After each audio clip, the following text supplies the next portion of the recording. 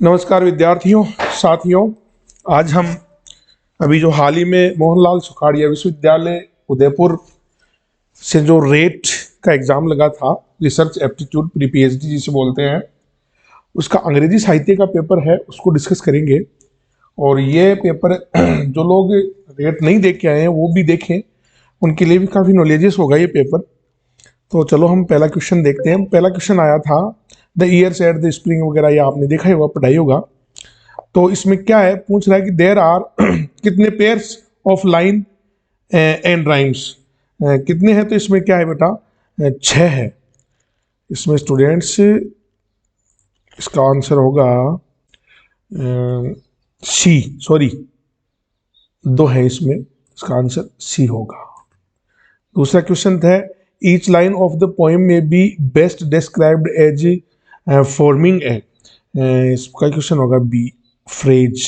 Clapped sentence भी हो सकता है, लेकिन क्लैप्ड सेंटेंस होगा नहीं, क्योंकि क्लैप्ड सेंटेंस में फ्रेज होती है, फ्रेज में ना फुल वर्ब होनी चाहिए, इसमें है नहीं।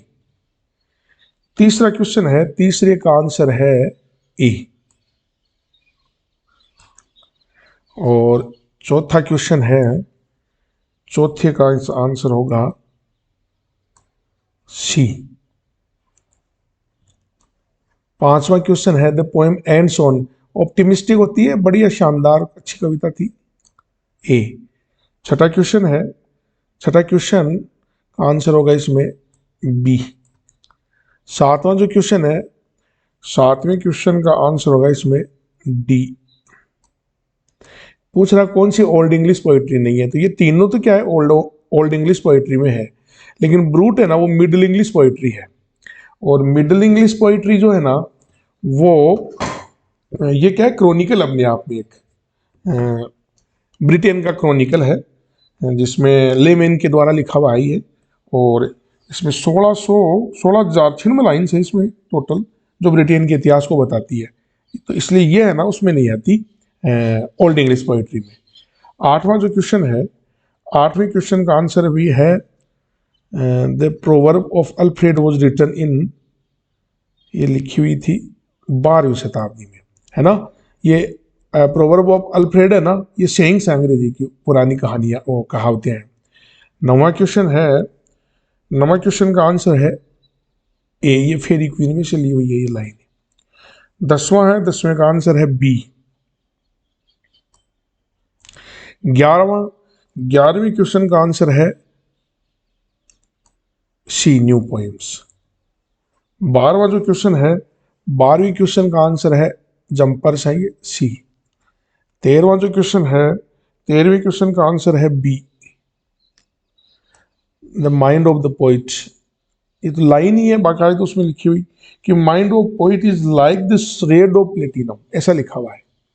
14वां है, 14वें क्वेश्चन का आंसर है बी, 1952 में।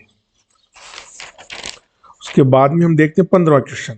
15वें क्वेश्चन का आंसर है इसमें सोक्रेटिस डायलॉग डी। 16वां क्वेश्चन है, 16वें का आंसर है इसमें सी। 17वां क्वेश्चन है, 17वें का आंसर है डी। 18वां क्वेश्चन है, 18वें का आंसर है ए। 19वां क्वेश्चन है, 19वें का आंसर है थॉमस राइमर। 20वें का है मेलकम। 21वें का है A, elegy written in country churchyard. 22वें का आंसर है बी। 23वें क्वेश्चन का आंसर है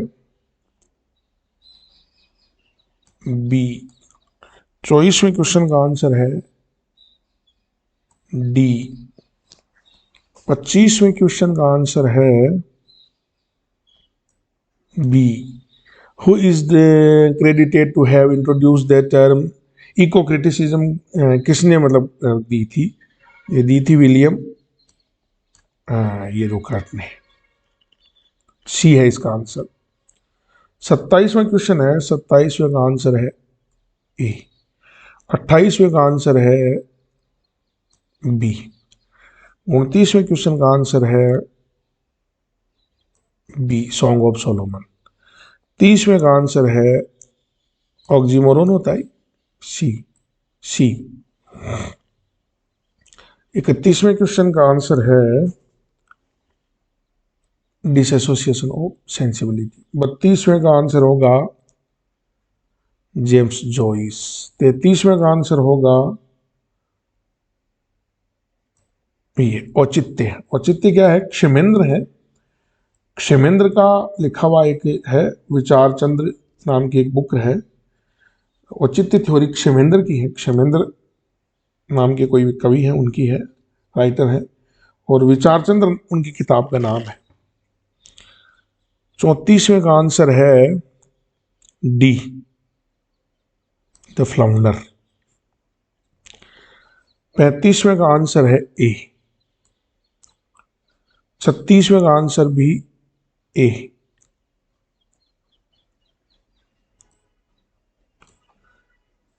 37वें का, ये देखो 36वां जो क्वेश्चन है ना, ये नेट में भी आया हुआ है। जुलाई में का जो नेट का पेपर हुआ था ना, ये हुआ था 16, नेट 16 में आया हुआ है, जनवरी 16 में ये क्वेश्चन ऐसा खासा एज इट इज। 38वां क्वेश्चन है, 37वां क्वेश्चन, सॉरी 37वें क्वेश्चन का आंसर है शी। 38वें क्वेश्चन का आंसर है बी। 39 का आंसर है ए। 40वें क्वेश्चन का आंसर है, महात्मा गांधी जी ने लिखा था ये। 41वें क्वेश्चन का आंसर है डी।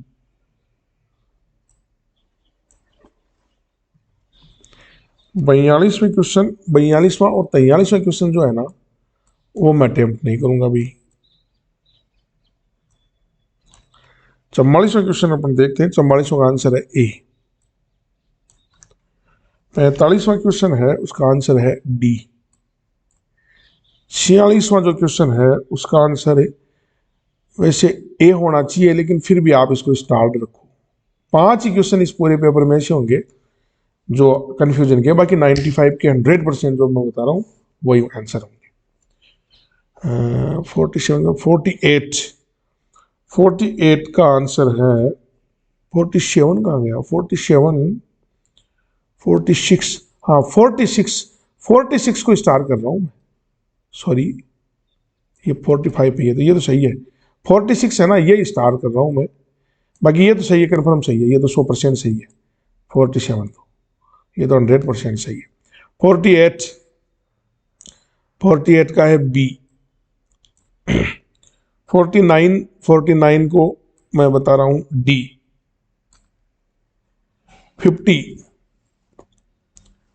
50वां क्वेश्चन है, उसका आंसर होगा द राइवल्स। 51वां जो क्वेश्चन है, उसका आंसर होगा सी। 52वां जो क्वेश्चन है, उसका आंसर होगा बी। सैमुअल जॉनसन साहब थे, इन्होंने स्पेक्टेटर नाम का कोई मैगजीन था, उसकी शुरुआत की थी। सॉरी, शुरुआत तो इन्होंने की थी रिचर्ड स्टील और जोसेफ एडिसन ने, जिसमें जॉन हिग्स भी लिखता था, लेकिन सैमुअल जॉनसन ने कभी नहीं लिखा। अब है अपना, ये इसका टाइटल 53 में जो इसका टाइटल है वो सी सही है। और 54 में आ जाऊंगे। 54 में, तो 54 में इसका ए होगा, 12 साल पहले लिखा था। 55 में डी होगा। 56 में सी होगा। 57 में सी होगा।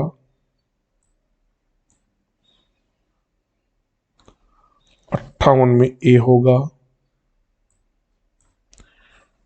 और 59 में बी होगा। 60 में सी होगा। 61 में ये दो एडिसन और जो स्टील है ना, उसने द स्पेक्टेटर शुरू किया था, और स्पेक्टेटर को बंद होने के बाद में इन्होंने एक और न्यूज़पेपर शुरू किया था। बाद में इन्होंने क्या थर्ड ये किया था, द गार्जियन, दोनों को बंद होने के बाद में। एक और मैं कंफ्यूज हो गया, उसका नाम क्या था, स्पेक्टेटर, स्पेक्टेटर के बाद में एक और था टाटलर, द टाटलर, और फिर गार्जियन। 62 का आंसर होगा भाई बी।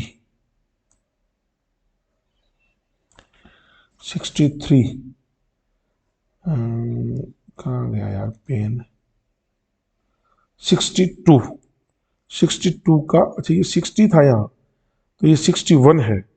61 का ए होगा भाई, sorry, A, critic of judgment. 62 का होगा बी, ये बी वाला बी, ये बी। 63 का भी बी होगा।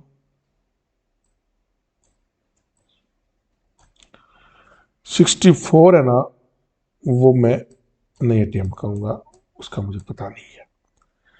65 डी।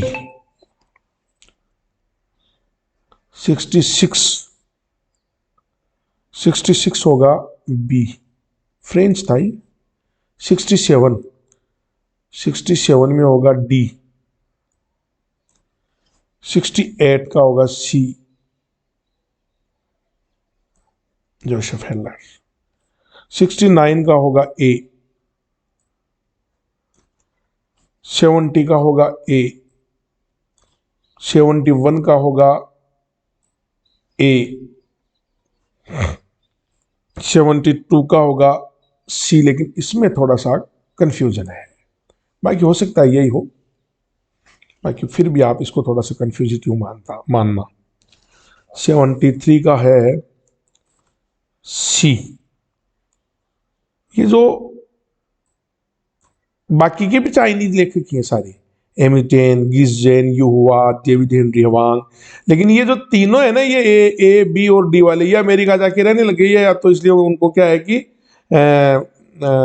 मतलब sorry, which of the following is not a Chinese American writer, ये क्वेश्चन है कि इनमें से कौन सा चाइनीज अमेरिकन राइटर नहीं है। तो ये तीनों तो अमेरिका में रहने लगे, तो ये चाइनीज अमेरिकन होगी, लेकिन ये तो है ना, ये अमेरिका नहीं, ये तो चीन का ही राइटर है, इसलिए इसको चाइनीज अमेरिकन नहीं कहेंगे। 74 में है बी। 75 में है सी। 76 का है बी। 77 में है डी। 78 में होगा बी। 79 का होगा ए। 80 है ना, 80 और 80 को मैं नहीं करूंगा अटेम्प्ट, ये फिर आप कंफ्यूजन में रहिए। और 81 को मैं डी बताऊंगा, लेकिन इसमें कुछ लोग ये भी बता रहे इंटरफेरेंस एरर भी, मेरे हिसाब से ये होना चाहिए ओपिरेंट कंडीशनिंग, लेकिन फिर भी ये मान के चलो आप 70% राइट मानो इसको। 82 और 83 आई विल नॉट अटेम्प्ट। 84 देखिए आप, 84 का आंसर है सी। 85 का है डी। 86 का आंसर होगा नो। 86 भी कंफ्यूजन में देखिए, ये 5 क्वेश्चन मैंने कहा था ना, 4-5 क्वेश्चन है, बाकी सबके मैं प्रमाणिक उत्तर दे रहा हूं आपको। 87 का 4, ये 4D। कोई भी कंफ्यूजन हो तो आप मुझे कमेंट कर सकते हैं, मेरे नंबर लिखे हुए हैं रही, इसमें आप मुझे बता सकते हैं। 88 का है बी। 89 को भी मैं नहीं बताऊंगा आपको।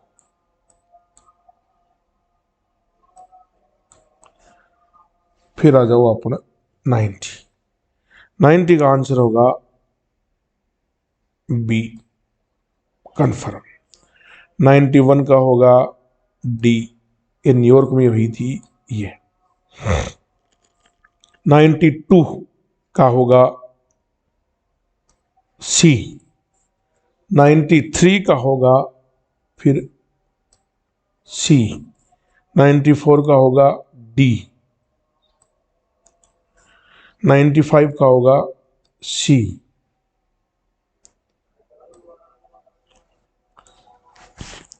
95 के बाद में 96 का होगा बी, ये यहां बी आंसर होगा इसका। 97 का होगा सी। 98 का होगा ए और 99 का होगा सी। और जो 100 है ना, उसका मैं तो डी बताऊंगा भाई। ये डी और ए में से है, ये दोनों तो नहीं है, ये मुझे कन्फर्म है। ये तो मतलब ये तो कन्फर्म 100% नहीं है, दोनों इन दोनों में से है। मैं बताऊंगा भाई ये होगा इसका कन्फर्म। ये था प्री पीएचडी का पेपर, आप इसको मिला लीजिए। 5 या 6 क्वेश्चन है जो मैं इसमें आप कंफ्यूजन में रखे हैं तो नहीं बता पाया। बाकी 95 के अबव क्वेश्चन है जो मैंने आपको बता दिए हैं। और मोस्टली मैं जो ये वीडियोज है ना वो हिंदी भाषी विद्यार्थियों के लिए बनाता हूँ। जो हिंदी भाषा के विद्यार्थी हैं, मेरे इस अकेडमी चैनल को आप सब्सक्राइब कीजिए, इस पर जाके देखिए, आपको बहुत ही ईजीएस्ट हिंदी में बहुत सारे वीडियोज मिलेंगे। Thank you.